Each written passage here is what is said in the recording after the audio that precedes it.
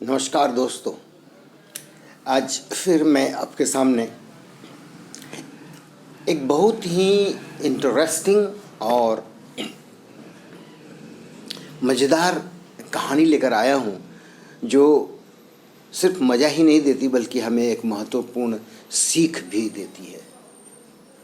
हुआ यूँ, एक युवा युगल के पड़ोस में एक वरिष्ठ नागरिक युगल रहते थे, जिनमें पति की आयु लगभग 80 वर्ष थी, 80 ईयर्स, और पत्नी की आयु उनसे लगभग 5 वर्ष कम थी। युवा युगल उन वरिष्ठ युगल से बहुत अधिक लगाव रखते थे और उन्हें दादा दादी की तरह सम्मान भी देते थे। इसलिए हर रविवार को वो अपने घर उनके स्वास्थ्य आदि की जानकारी लेने और कॉफ़ी पीने जाते थे।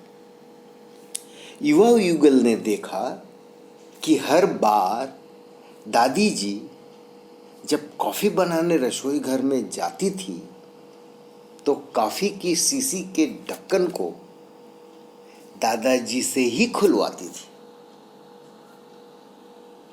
इस बात को युवक ने बहुत ध्यान से देखा और गंभीरता से इस बात को लिया उसने।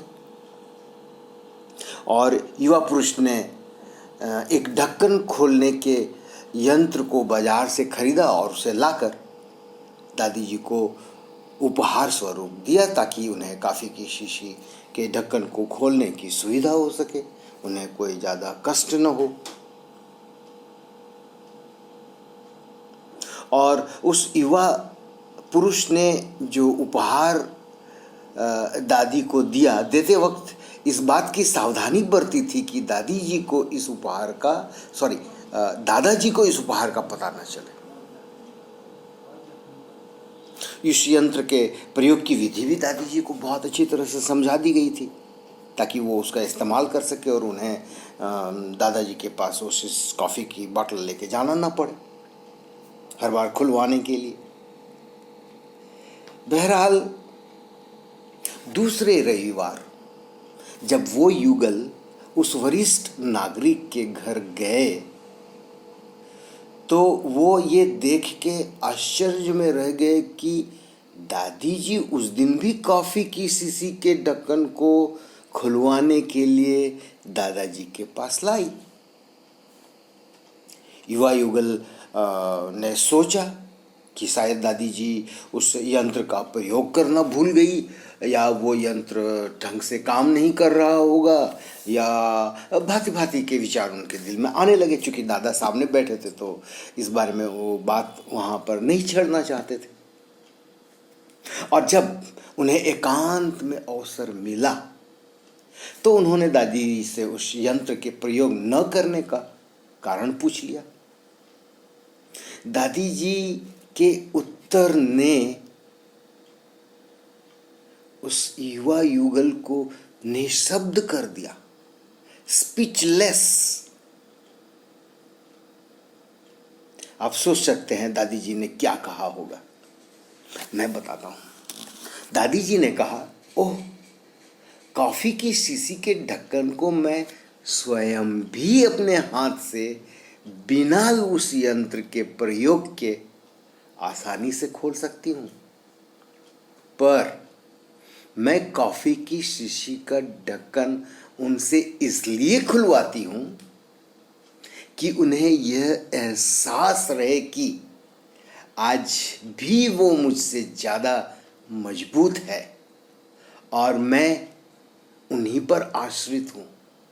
इसलिए वे हमारे घर के पुरुष हैं और वे श्रेष्ठ हैं और वे काबिल हैं, वो मेरी मदद करने के लिए तत्पर हैं।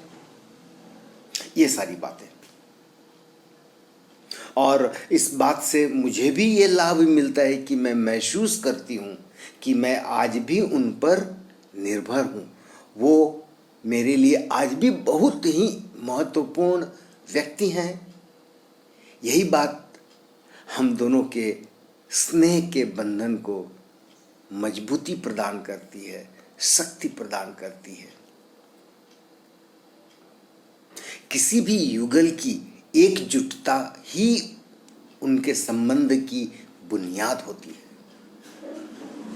अब हम दोनों के पास अधिक आयु नहीं बची है, इसलिए हमारी एकजुटता हम दोनों के लिए सबसे ज्यादा महत्वपूर्ण है बेटा।